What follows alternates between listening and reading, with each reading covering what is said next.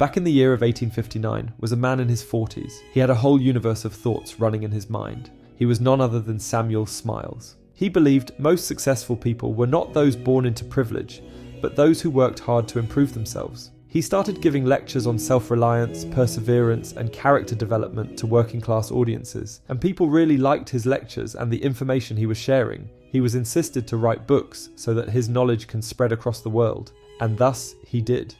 And this was the first ideology on the term, the self-improvement.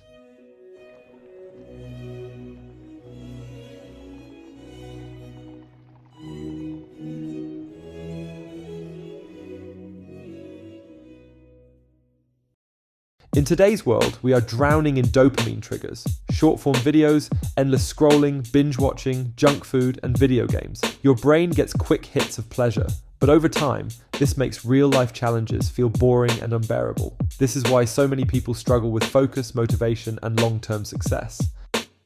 But life isn't the same as it was 200 years back, right? Well, life isn't actually same now, but the inner core working of the brain still remains the same.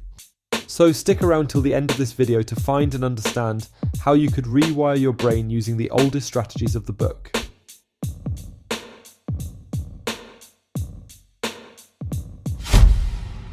I bet by now you would have scrolled to the comments or checked your phone. You see, the human species aren't satisfied by anything. Our brains keep craving the same shit again and again, and to escape that, you need to take action.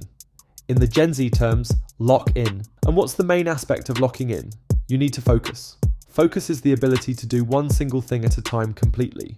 You see, during the 1800s, people used to focus on a single thing for hours and hours. And here we are, can focus on same shit for barely 30 seconds straight. Now what I'm trying to prove is that 50% of people in this world lack focus on a single thing for more than 8 minutes. And if you can do that, congratulations. You are already in the top 50%. And to people who want to get into top 50%, I need you to set a clear goal in the day, remove all your distractions around, and give the topmost priority to that task. Gradually, you will improve your focus way faster than others. Alright, now that we've covered how to focus, let's talk about other aspects of locking in. And congratulations! If you've made it this far, you're already in the top 30% of people who truly want to rewire their mind. The next techniques are where things get really advanced, so stick with me. Have you ever tried to do some good shit, but your brain says, let's do it tomorrow? Or when you try to run a business, your brain says, do you think it will succeed, lil bro? Well, getting those thoughts is common for everyone, but removing them from your mind and doing the hard shit is uncommon. That's what we really want. We want us to be different and uncommon in this world. And that's most likely the reason you clicked on this video, to become uncommon. Now that's my responsibility to guide you with the right information. These negative thoughts become automatic neural circuits reinforcing failure. And that's the reason most startups fail, due to negative thinking. And the best way to break negative thoughts is by forcing new inputs into the mind. Whenever you think of something negative, I want you to think at least 3 positive sides of that input. That will give you a clear understanding that you should proceed with that or no. And also, every time you catch yourself complaining, pause and reframe your words into solutions. This rewires emotional processing. Our brain contains both RAM and storage. Our memory is like RAM for us. It handles how many processes can work at a time.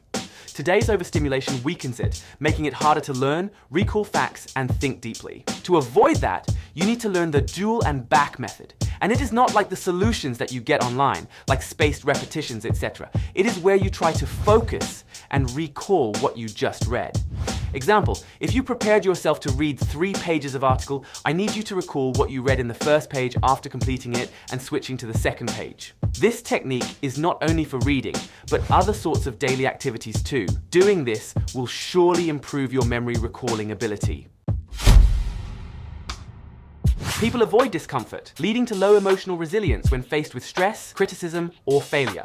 The modern world makes everything too comfortable, but our ancestors built emotional strength through hardship. The Stoics and Victorian-era thinkers practiced voluntary hardship to build mental toughness. And if you are weak, you're not tough. To fix that, you need to expose yourself to mild discomfort daily to reduce emotional overreactivity. Example, cold showers, fasting, or walking barefoot for short distances, etc. Instead of thinking about what you have, imagine losing it e.g. your eyesight for a day. This instantly rewires the brain for resilience and appreciation.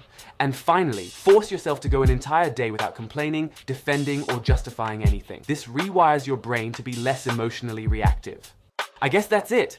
If you follow these steps, I'm sure you will rewire your brain in a couple of days, and I hope I covered most of the information from the book.